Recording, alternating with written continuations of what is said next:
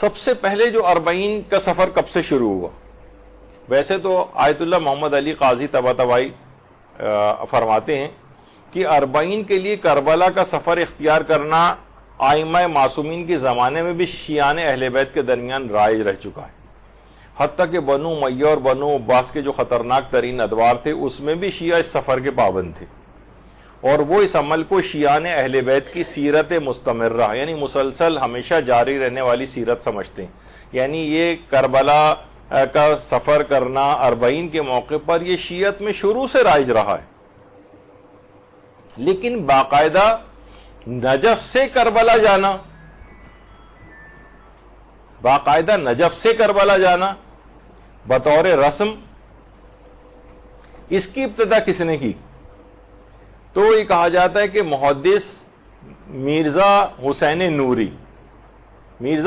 نوری انہوں نے باقاعدہ اس کی ابتدا کی تھی، اور اسی اربعین کے سفر کے درمیان میں ہی پیدل جب چلتے ہوئے جا رہے تھے تو ان کا انتقال ہو گیا تھا، اور نجف میں حرم امیر المومنین میں ہی محدث نوری کو دفن کیا گیا۔ اللہم صلی علی محمد۔ کیا ہے؟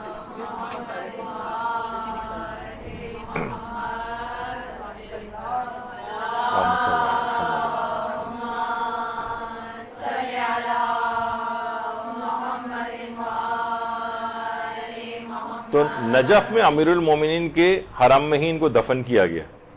اچھا، یہ محدث نوری کون تھے؟ یہ شیخ عباس قمی کے استاد تھے۔ شیخ عباس قمی جنہوں نے مفاتیح الجنان لکھی ہے، یہ ان کے استادوں میں شامل تھے، اور ان کی کتاب لولو والمرجان سب سے مشہور کتاب ہے محدث نوری کی، اور 1902 میں ان کا انتقال ہوا۔ تو انہوں نے اس رسم کی ابتدا کی۔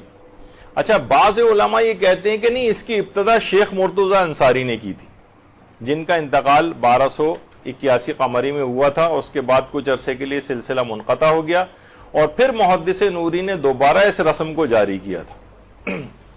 تو اصلاً اس کی ابتدا شیخ مرتضی انصاری نے کی تھی۔ شیخ مرتضی انصاری کون تھے؟ یعنی جن کو خاتم الفقہاء والمجتہدین کہا جاتا ہے، خاتم الفقہاء والمجتہدین، اور کتنی کتابیں حوزہ علمیہ میں ان کی پڑھائی جاتی ہیں، رسائل ہے، مقاصد محرمہ ہے، اور فرائض الاصول وغیرہ ہے جو کہ پڑھائی جاتی۔ اور یہ شیخ مرتضی انصاری وہی ہیں جو حضرت جابر بن عبداللہ انصاری کی نسل سے، جن سے جو حدیث قصہ کے بھی راوی ہیں جابر بن عبداللہ انصاری، اور چیلم والی روایت میں بھی جابر بن عبداللہ انصاری کا تذکرہ آپ سنتی ہیں۔ اور یہ بھی حرم امیر المومنین علیہ السلام میں مدفون ہے شیخ مرتضی انصاری۔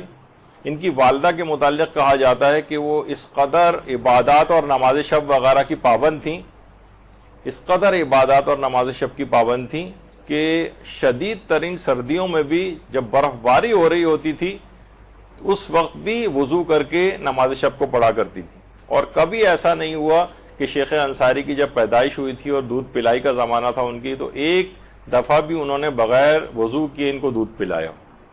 تو ایسا پھر عالم شیخ انصاری جیسا بننا ہی تھا۔ اور زہد اس قدر تھا شیخ انصاری کا کہ جس وقت انتقال ہوا ہے کوئی بھی ان کے پاس پیسے وغیرہ نہیں تھے، یہاں تک کہ ایک مالدار شخص نے پیسے وغیرہ دے کر ان کی تجہیز و تکفین کروائی تھی۔